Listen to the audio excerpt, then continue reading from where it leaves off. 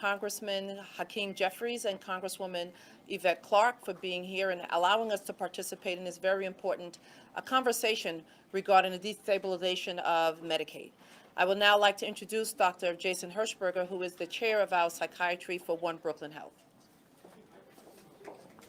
Thank you, Dr. Alston. Thank you, Congressman Jeffries. Thank you, Congresswoman Clarke. Thank you for all the fierce advocates in this room here to defend Medicaid. It's my honor to start this ceremony and introduce Congressman Jeffries on this very important topic. You know, being poor in America is really difficult. It's really hard. It's really hard. But one thing that provides stability and hope for people going through that is Medicaid. Threatened cuts to Medicaid sow fear across our country. It sows fear here in the inner city. It sows fear in rural counties of New York City. It doesn't matter if you're a red state, a blue state, everywhere. Everyone in America is affected by Medicaid cuts. So I'm very honored to introduce Congressman Jeffries, who is the House Minority Leader. He's been a great advocate for health equity, for mental health initiatives, because I'm a psychiatrist, and for the safety net hospital system that provides hope and care for people who really need it. Thank you. Good morning, everyone. Thank you, Dr. Hirschberger. Thank you to the chairman, the entire Interfaith Medical Center team, as well as the One Brooklyn Health team for all of the tremendous work that you do on behalf of the people that Congresswoman Clarke and myself are privileged to represent here in Central Brooklyn. I want to thank George and the SEIU family for all of the incredible advocacy and work that you do, 1199 family, of course, Michelle, to Neisner as well, to all of the advocates, to the Reverend Dr. Waterman, who was here. This is a moment that we need prayer and leadership from the clergy as well.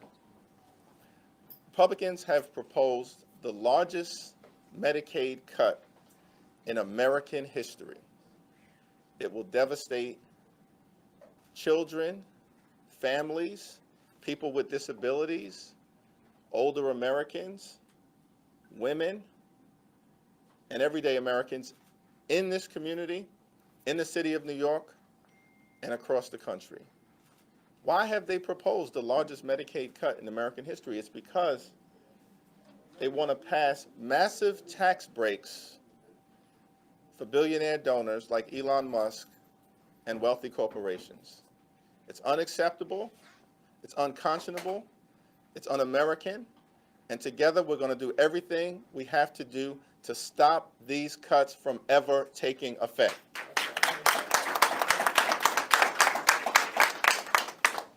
We're going to hear from a variety of different individuals who will personally be affected by these cuts and or have the people that they care for be impacted and hurt by this Medicaid cut that has been proposed. All across the country, we're having a Medicaid Day of Action to save Medicaid. Here in New York City, in New York State, in blue states, in purple states, in red states, all across America.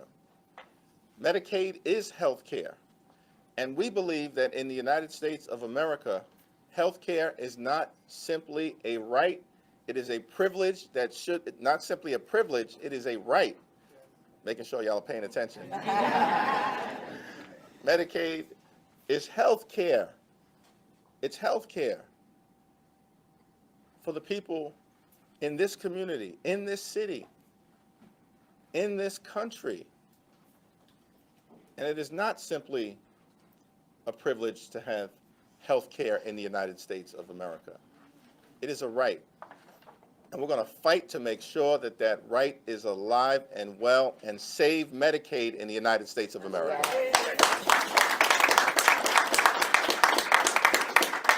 It's now my honor to introduce my sister, who represents the neighboring congressional district. We're in the 8th congressional district right now in Bedford-Stuyvesant, and the Interfaith Medical Center is such an important part of healthcare in this community.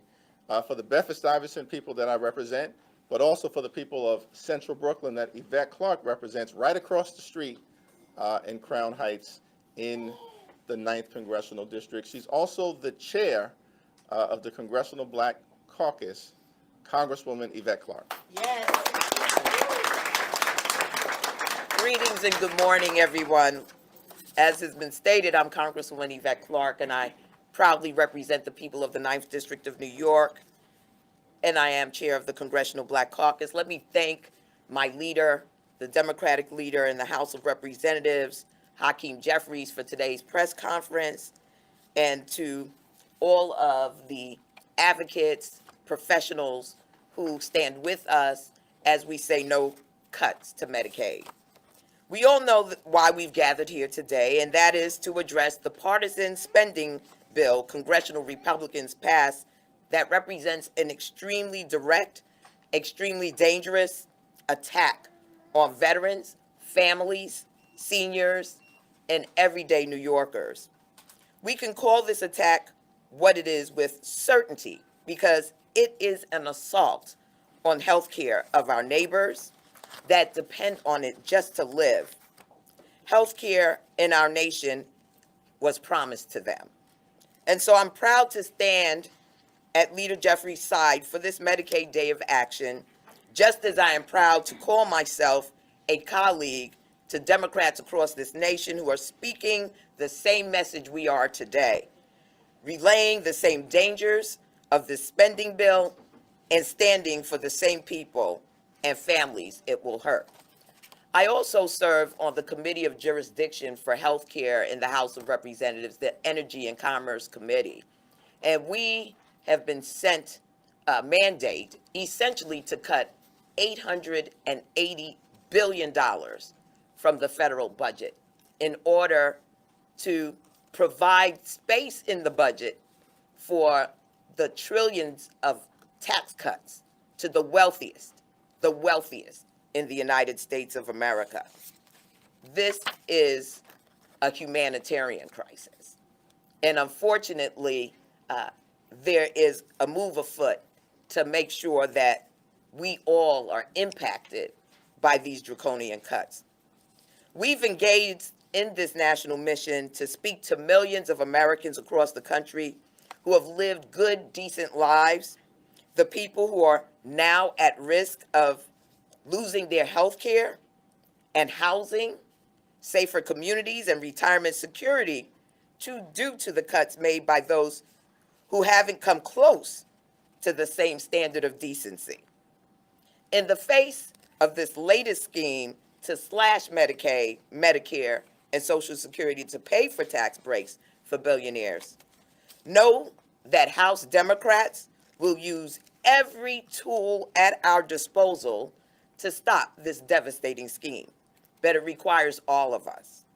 It is clear that Republicans have put a bullseye on the most vulnerable Americans among us, and we will not sit down and stay quiet while they do.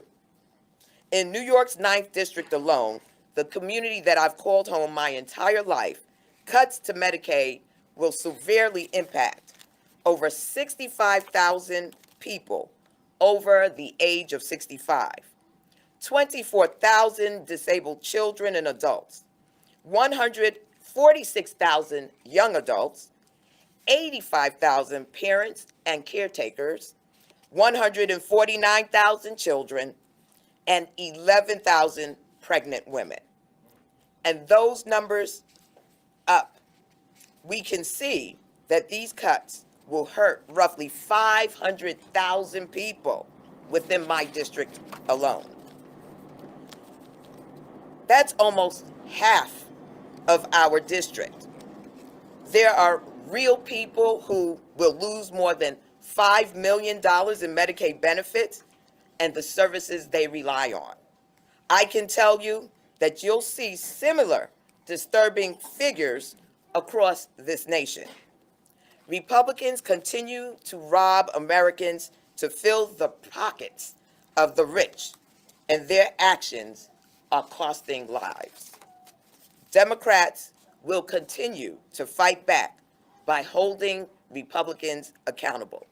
And let me just close with this. Human beings are human beings. They are born into this world without party affiliation. This is going to impact all Americans, all of us.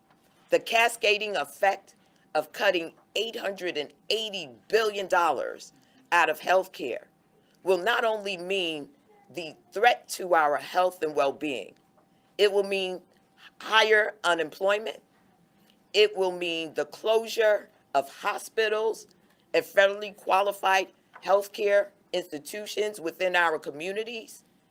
It will mean devastation at every turn. We have just recovered from a pandemic. We're seeing the outbreak of measles across this nation. This is not the time for the most wealthiest in our nation, the top 1%, to line their pockets at the expense of the health and well-being of the people of the United States. It's time to stand up. It's time to fight back. It is now my honor to bring to the podium at this time Shashina Salvador, one of the constituents of the 8th District, who has her story to share with you today. Thank you. Good morning, everybody. How are you guys? Thank you, Jeffries and Congresswoman. My name is Shashina Salvador, and I live in Gravesend. I'm also a single woman and a mother to this amazing 2-year-old Aviana, who just celebrated her birthday. I am also a Massachusetts National Guard veteran, and I am a member of Moms Rising. Thank you, Leaders Jeffries, for all you are doing to fight for working families like mine and for the opportunity to share my story today. My family depends on Medicaid to stay healthy, and I am horrified that this critical program is under attack. I first enrolled in Medicaid when I was pregnant with Aviana. At that time, I was working at a child care program, and I did not have health insurance. Medicaid made all the difference for me. Because of Medicaid, I was able to access the prenatal care I needed to maintain a healthy pregnancy. I didn't have to avoid going to the doctor or skip filling prescriptions for fear I couldn't pay. I could deliver my daughter without worrying about going into deep medical debt. And I'm not alone. Nearly half of the births in New York are covered by Medicaid. Since Aviana was born, Medicaid has also been critical for her health care. Medicaid is the reason I can take her for all her checkups that support her growth and her development. It also means that if I'm worried she's seriously sick, I can take her to a doctor. What could be more important than keeping our nation's kids healthy? I can't tell you what it feels like to watch your health care and your baby's health care get debated in Congress like it's a political chess piece. But I can tell you, I feel like Republican lawmakers have their priorities upside down. Billionaires don't need another tax cut. Families need health care. I'm counting on lawmakers to stop playing games with programs like Medicaid and focus on real problems. Problems that are holding our families and economy back. Like the child care crisis. I had to leave my job at a child care program because I could not afford child care. We barely scraped by, and I used to squeeze in DoorDash shifts where I could. Right now I work weekends and care for Aviana during the week, and I'll do almost anything to provide for her, but it's exhausting. In short, Medicaid is God sent for my family. I have no idea what we do without it. The thought of losing Medicaid is chilling. So instead of slashing funds or proposing more burdensome work requirements for Medicaid and SNAP that would punish caregivers, let's invest in the care infrastructure that parents need to be in the workforce and provide for our families. I'm so grateful for Leader Jeffries and Congresswoman and everyone here today for standing up for Medicaid. The program is essential for families' health and well-being, and moms like me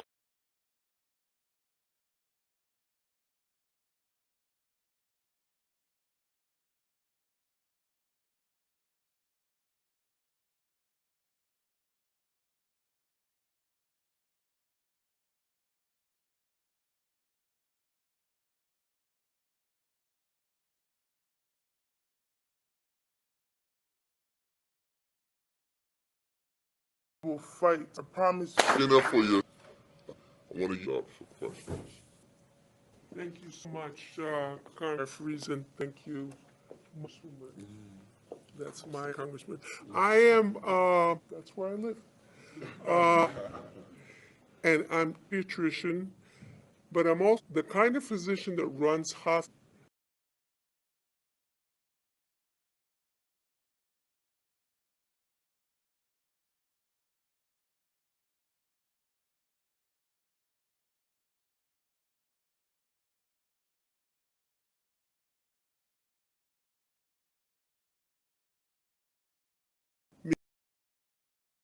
Meaning I have to please make, we're gonna have,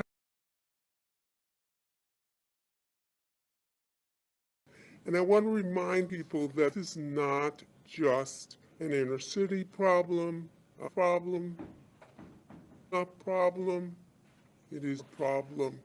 I've had many different types of hospitals, terrorist municipals, federal, international, and I will tell you that to impact people that live in rural more than even urban areas. That is, it is going to hurt all of us. Our hospices, people don't stop getting sick. Hospital closes. Those people had to defer or deny because they no longer had coverage. Medicaid have to go somewhere when they're very sick. Have to go when they have disease. Where are they going? They're going to the next maybe. That ambulance is going to take the hospital or Medicaid. I've comfortably been able to use those services. It's not going to be there. I've run those hospitals also. We have to serve everyone. The person that comes in need of many prescriptions is through Medicaid. So especially as we age, those prescription costs are going to go up. So all that needed medication that we can barely afford now, we will not be able to afford. This is a problem that affects us all. This is a cut that is going to affect everyone. It is impossible to go forward with these kinds of cuts. And I say that as a physician, a pediatrician, and a member of the community. And thank you so much for being here, the mother that spoke before me. It's not a time of fear, it's a time of action. So let's get going. Thank you.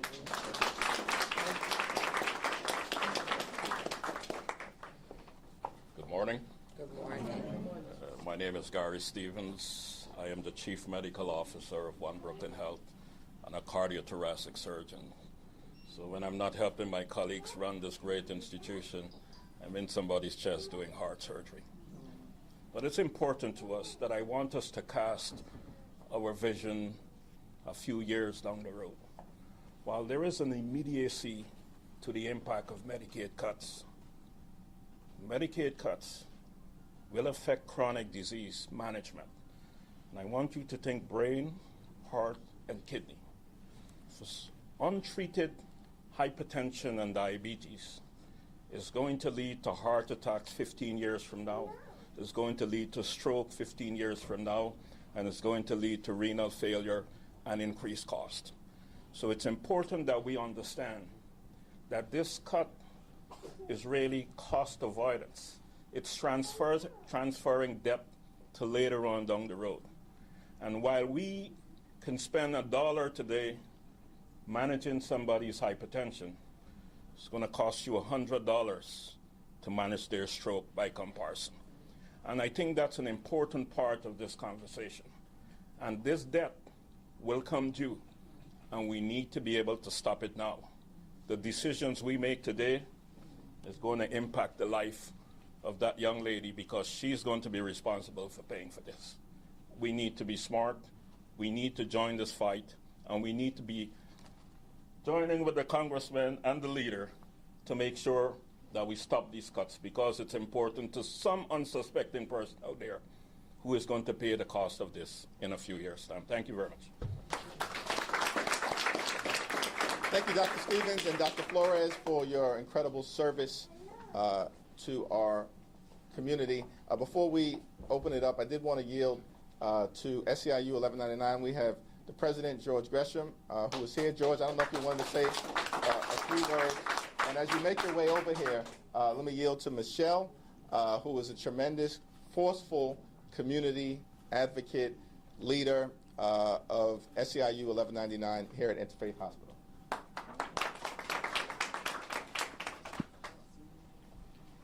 Good morning, everyone. My name is Michelle Ned. I am a delegate. I'm an employee here at Interfaith Medical Center for the past 42 years, going on 43 years. At this time, You're good. can you hear You're me? good. You're good. At this time, we have some serious business to talk to you about today. Media, listen up carefully.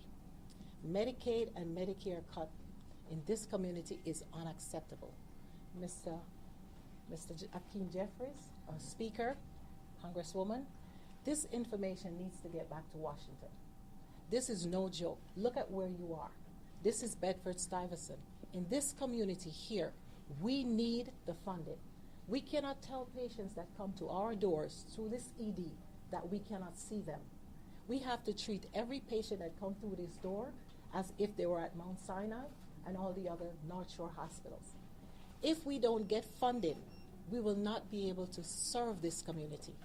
I started off in healthcare early at the age of 12 because I had to get in the back of an ambulance every week to take my mother to this very hospital, St. John's at the time, because of asthma. If she did not have insurance, she would not have been seen and she would have died. Again, the message is that we need funding. We are a part of a safety net hospital, OBHS. We don't get money unless it comes from government subsidy. So at this time, I'm urging every one of you to take this message back. We need the funding. Do not cut Medicaid. Do not cut Medicare. The community needs it. We will not have staff to work if we don't get the tools to work. At this time, I am pleading to you, Mr. Jeffries, bring this message back. And thank you all for hearing me.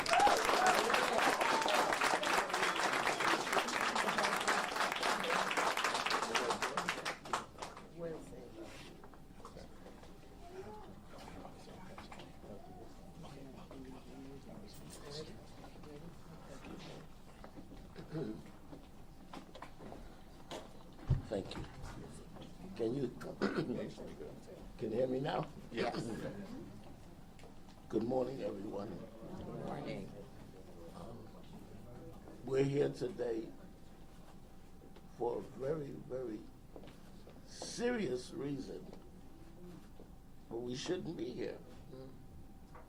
We should not have to direct the priorities of this country based on humanity. And that's what we're doing. Over 60 years ago, Dr. King said to 1199 in a speech to us that of all of the discriminations that occur in this country, the most egregious was that of health care. That was 60 years ago, and is as true today as it was then. We cannot sit by and allow those who have the resources that would last them 3, 4, 5 lifetimes to say that they're going to cut money out of Medicare, out of Medicaid. Have they lost their mind? Or do they think we've lost our mind by allowing them to do that? And so we in 1199 are going to speak up as loudly as we can, because the consequence of not doing that is death. People don't like to be dramatic, but I'm not going to sanitize it. That is the reality of what happens. People, when they no longer have primary care that they can get, the emergency room becomes their primary physician.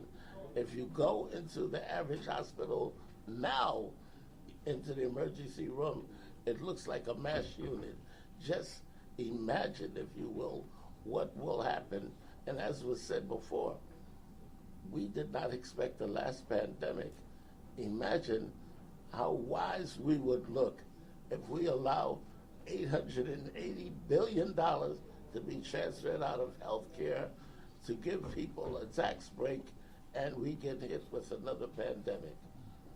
This community knows well what it feels like to be hit by a pandemic, because we had the highest deaths in this community. because COVID really was a symbol of survival of the fittest when it first came out, when we didn't have a vaccine. And so those that were not getting the best care, period, were the ones that were to die the quickest. We cannot put that burden on Interfaith Hospital or One Brooklyn Health Hospitals or any hospital in Appalachia in the South. They may not look like us, but they are humans. They deserve the same quality of care. Life and health care should show no humanity. Your health care cannot depend on your zip code or your life expectancy. And so we urge you, sometimes we are quiet. Me, as the president of 1199, it's my privilege to speak for 450,000 healthcare workers in this country. Congresswoman Clarke, it's her privilege to speak for the areas that she represents in Brooklyn. The same with our leader, Hakeem Jeffries. But there comes a time when we must speak for ourselves. Everybody needs to hear this voice. I do not have the voice of 450,000, but I'm going to work very hard to make sure that the 450,000 stand. What we need, the beginning of this country was founded because things were not being treated right. I say today, we need a nonviolent healthcare revolution in this country. Let's go.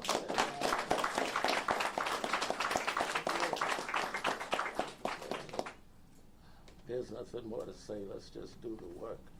The work got to get done. We cannot afford for that cute little sweetheart wherever she is. We can't think about it. They're taking away her future. How dare they? So they can get a lower tax rate. Have they lost their mind? Or do they think we've lost ours? Thank you. Thank you.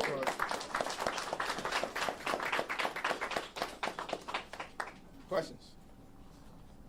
Good morning, Leader Jeffries. It's been mentioned that Democrats are willing to use every tool in the toolbox in order to fight these cuts. Can you give some specifics as to what those tools might be? And then also in recent days, we've seen what appears to be some division amongst Democrats in Washington, with some House members being very critical of Chuck Schumer. Can you talk to whether or not you are standing by Chuck Schumer? Do you feel like you're able to unite Democrats, particularly at a time like this?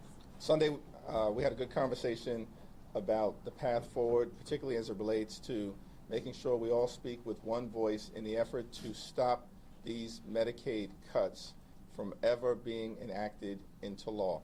All across the country, led by House Democrats, we're having a Medicaid Day of Action, engagements, site visits, town hall meetings, press conferences, interactions with our constituents, hearing from healthcare providers all across the country to elevate their voices to make sure that the American people understand that this is a matter of life and death when it comes to saving Medicaid.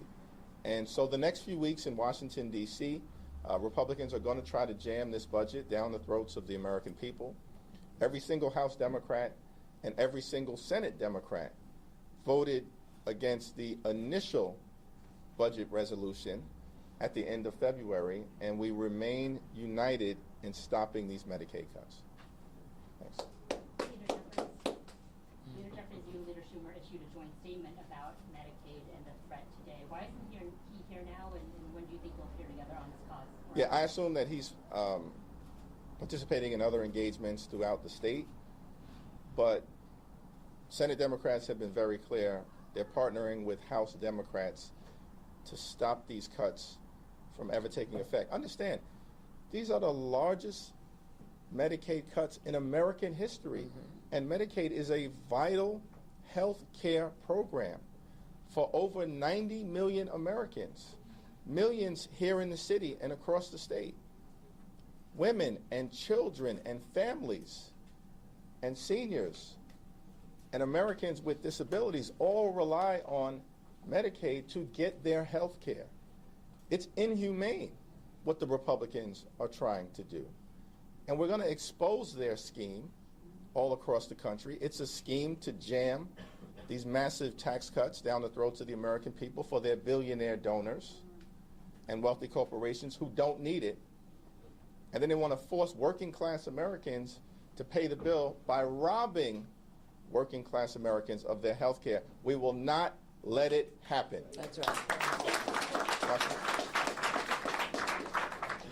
Leader Jeffries, I note that you and Chuck Schumer issued a joint statement a while ago supporting this Medicaid Day of Action, so there's unity on this.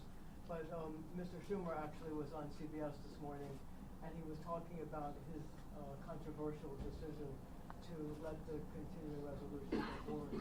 And what he said today was sort of interesting in that he said that he was told by a Republican senator that if they didn't do this bill, that there would be a shutdown of government between 6 and 9 months, and that the damage that the Republicans could do in terms of furloughing people and stopping this economy could be devastating.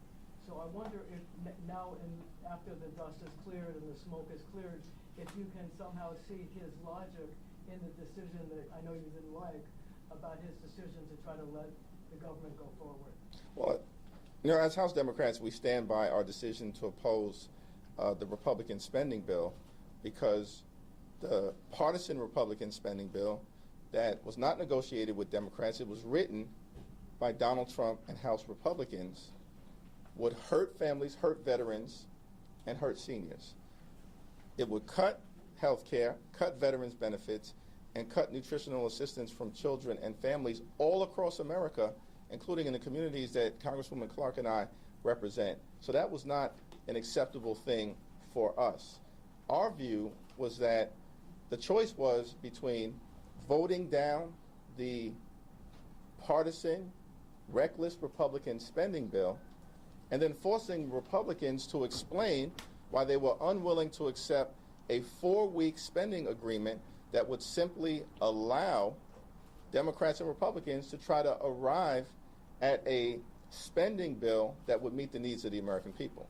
It was the Republicans' choice, in our view, to potentially shut down the government. And they would have to explain that to the American people. But if I could just follow up, if you could just tell us how you feel about Chuck Schumer's decision to do what he did, and the fact that he continues to take incoming bullets day after day after day and it hasn't stopped. Is that right? Is it wrong?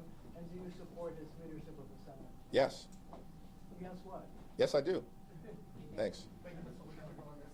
Recent polling over the weekend from NBC and CNN showed that Democrats' favorability is at a record low. Do you see events like this, these local events with constituent stories, as a part of the strategy to help rebuild the Democrats' brand on the national level?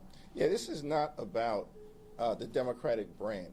This is about the American people and the folks whose health care is under assault.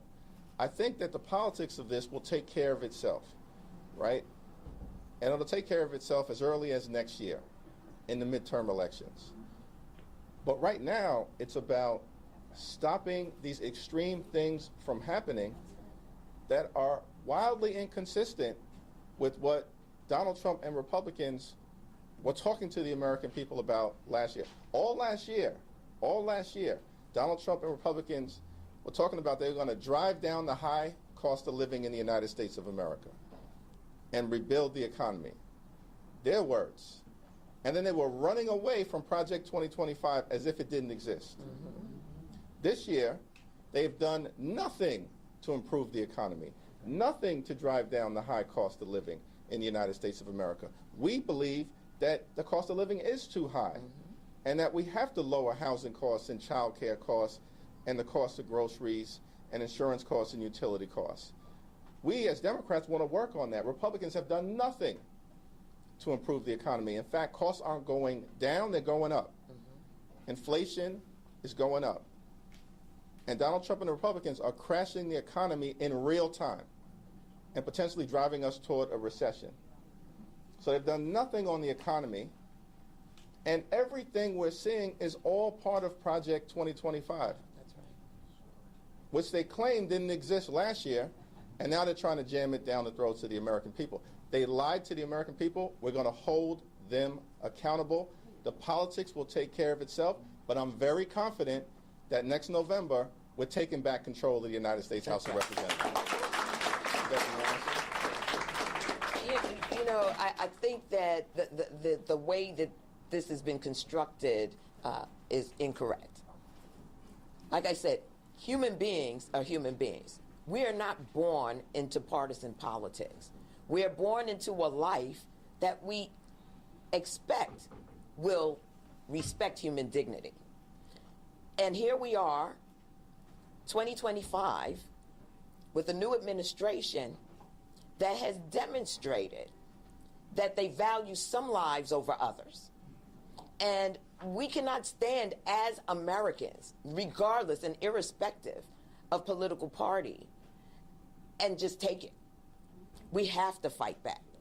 This is about the lives that we lead, whether you're Republican or you're Democrat. Without your health, nothing else matters. And so we are appealing not only to Democrats, but to people of goodwill, irrespective of party, to stand up. Stand up for your neighbors. Stand up for your coworkers. Stand up for the families. Stand up for those you worship with. Because in this moment, we will all be paying a dear price if we don't stand up. Last question. Last two questions. Jeffries, you said that you support Chuck Schumer's leadership. There are some in your caucus who disagree and have been sharply critical of him. To those voices, AOC, Jasmine Crockett among them, does that help Democratic unity? And have you urged your caucus to align itself with Schumer and the rest of the... Yeah, we're all aligned on the fights that are in front of us on behalf of the people that we represent here in Brooklyn and New York City and across the country. And that's saving Medicaid, saving Social Security, saving Medicare, all of which Elon Musk and Donald Trump and the Republicans, they want to take a chainsaw to Medicaid. They want to take a chainsaw to Social Security. They want to take a chainsaw to Medicare.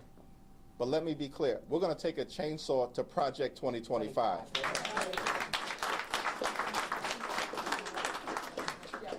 Jeffries, this is just kind of a clarifying question, but I do just want to underline that. Does this mean that you do have confidence in Schumer? Yes. Thank you very much.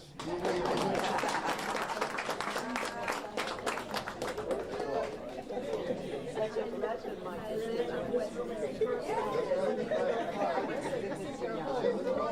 Right there on the street. Wonderful. Such a pleasure. I know it's been challenging for some time now. Thank you. Such a pleasure. Look forward to it. It's my pleasure. My pleasure. Our next question is